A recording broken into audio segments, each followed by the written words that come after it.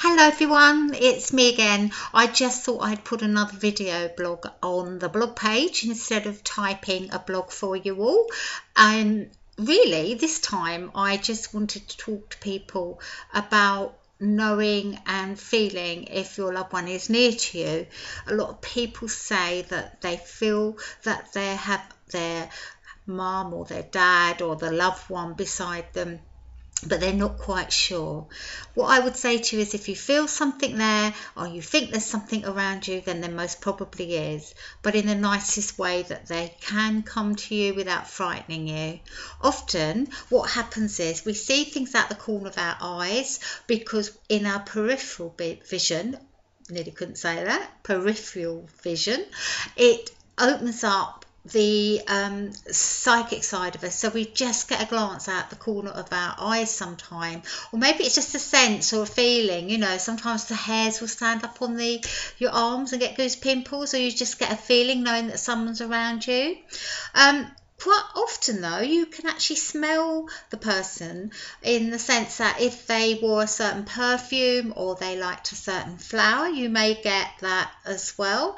You may also get the smell of tobacco. Quite often my husband and I will smell tobacco in our house, which is something that neither of us smoke. So his father used to smoke, and I always say that your dad's here because I can smell him. I can smell the cigarettes that come with him, as well as my grandfather. He also used to smoke quite heavily. So I know that if I smell this, there's definitely one of them around. So I just need to find out which one it is and have a little chat with them. Not everybody sees spirit clearly as in a solid form. Sometimes we see them in our head, so it's sort of clairvoyantly, and that's how I see most people. I feel that it's almost like a daydreaming state when you actually feel somebody around you, and you see them in your head. Now, if you're lucky enough to actually see a physical solid form, that is brilliant. It's only happened to me a couple of times, and I know it can really scare people and freak you out a little, but don't be frightened. If you find there's things going on around you that you're not quite happy about, you don't like, and it makes you feel uncomfortable, then you must ask spirit to stop it and take it away. I do get a lot of calls from people who say that they feel their house is possessed or haunted, and they've moved and it's the same thing in the new house.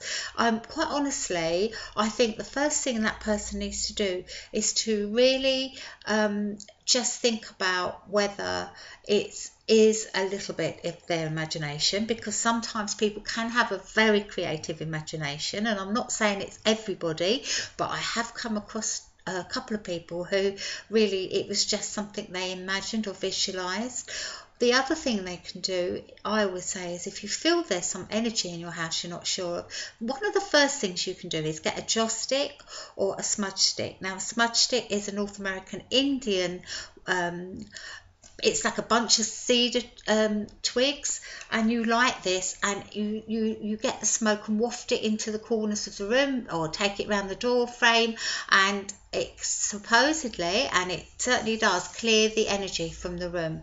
So I always say to people, if you can't get any smudge sticks around, which you can usually find them in some spiritual shops, but I understand obviously that not everyone's nearby to a spiritual shop or a place where they can obtain this, do get the Nag Champa joss sticks. You can burn them, and you can do exactly the same thing. Just go up the corners of the rooms, all around the door frames, open the windows and let the energy out and let the good energy in.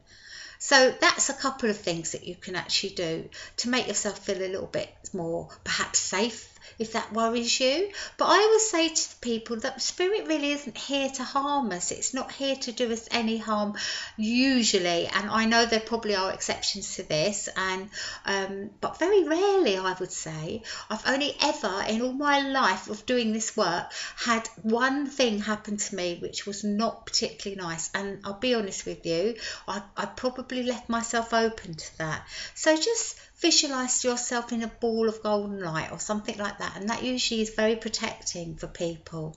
So when people come to me for a reading, I sometimes feel the energy on them that, perhaps they're feeling really down and fed up and miserable. And again, if you're feeling at a point of time in your life when there's a lot of unhappiness around you, the other thing you can do is to get these Joss sticks again, or the smudge stick, and you actually take it over your aura. Or if you can get a friend or family member who doesn't think you completely lost the plot, get them to take it over your whole body, and also waft the smoke to your eyes, your ears, your nose, your mouth and your throat. And lastly, get them to waft the smoke to your heart, and that completely cleanses your aura. And it works very well if you've got someone who's on a real downer around you. I'm not talking about someone who's obviously got real medical problems and clinically depressed, but it does lighten the energy, and I find it works very well. So my little tip for this month, I think, is try, if you're feeling a bit sluggish or down and not really a very happy person at this moment, and obviously there are things that are going to be there that make us feel like this, but sometimes we can feel like it and not know why. Just try doing the aura cleansing with a Joss stick. It works very well, I find. It does clear the energy. If you can't get someone to help do it, just do it yourself. I do it quite frequently to myself, and I feel I need a bit of an upliftment or a bit of a boost in my energy. So I hope that's been helpful, and I do look forward to meeting some of you at some point if you would like to come and see me for a reading. And that's it for now, so take care everybody. Bye bye.